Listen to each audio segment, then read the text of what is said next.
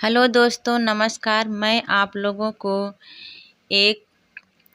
प्यारा सा सोहर गीत सुनाने जा रही हूँ। आप लोगों को वीडियो अच्छा लगे तो वीडियो को लाइक करें, शेयर करें और चैनल पर नए हैं तो चैनल को सब्सक्राइब करें। धन्यवाद। आंगने में ठाढ़ी नैना दिया हो तो भाभी से राज करई भाभी से राज करई हो मोरी भाभी रतिया सपान एक देखे हो सपान बड़ा सुंदर हो सपान बड़ा सुंदर हो मोरी भाभी रतिया सपान एक देखे हो सपान बड़ा सुंदर हो सपान बड़ा सुंदर हो मोरी भाभी जोड़ा जोड़ा फूलवा फूलाने अंगना हमरा महा कई हो अंगना हमरा महा कई हो मोरी भाभी जोड़ा जोड़ा फूलवा फूलाने हो अंगना हमरा महा कई हो अंगना हमरा महा कई हो रतिया में देखे है सपाना हो तो दुई ठीला लाना हो तो दुई ठीला लाना मान हो मोरी भाभी आंगने में ठाढ़ी भाई सासु होत बहू घर से अराज करई बहू घर से अराज करई हो मोरी बहू हरी दैना दे तू जोड़ा ललाना हो तो जिया राजुड़ा तई हो तो जिया राजुड़ा तई हो एतनी के बचाना सुन बाऊ हर हो तो झपटी के पैया लागई झपटी के पैया लगाई हो मोरी सासू दैना दे तू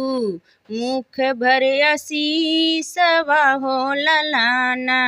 हमरे होई है हो ललाना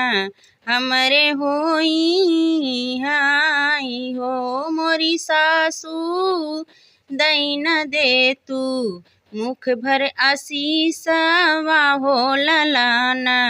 हमरे होई है हो ललाना हमरे होई हाई हो 8 महीना वहाँ के बीतत नवाए के नीलागत हो नवाए के ही लागत हो मोरी बहिनी बाजै लागई बारहु बजाना हो दुअर माँ उठै सोहर हो दुअर माँ उठै सोहार हो मोरी बहिनी बाजै लागई आनन बधाउआ हो उठाना लागै सोहर हो उठाना लागै सोहार हो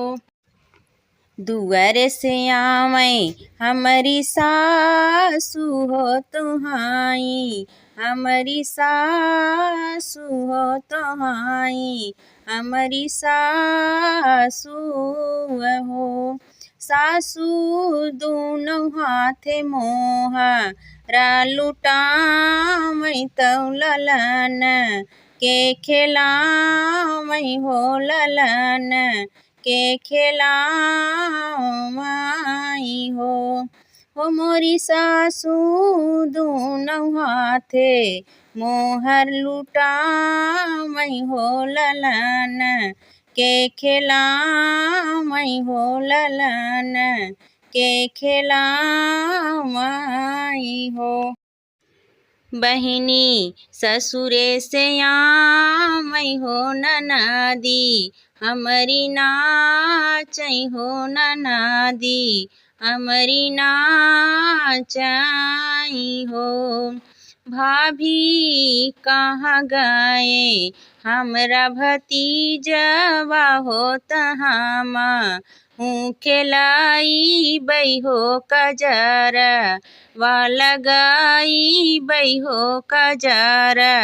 वा लगाई बई हो। ओ मोरी भाभी कहाँ गए हमरा भतीजवा होत हामा हूँ खेलाई बई हो कजरा वा लगाई बई हो कजरा वा लगाई बई हो।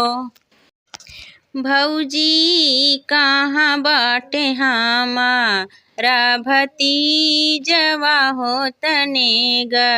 हमले बई हो तनेगा हमले बई हो। मोरी भौजी कहाँ बाटे हमारा भतीजवा हो तनेगा हमले बई हो तनेगा हमले बई हो। हंसी हंसी बोले लिए भाभी हो सुनाऊं मोरी ननदी हो सुनाऊं मोरी ननदी हो ननदी दई दे बई हाथे के कंगनवा हो कजरा के लगवाई हो कजरा लगवाई हो। मोरी ननदो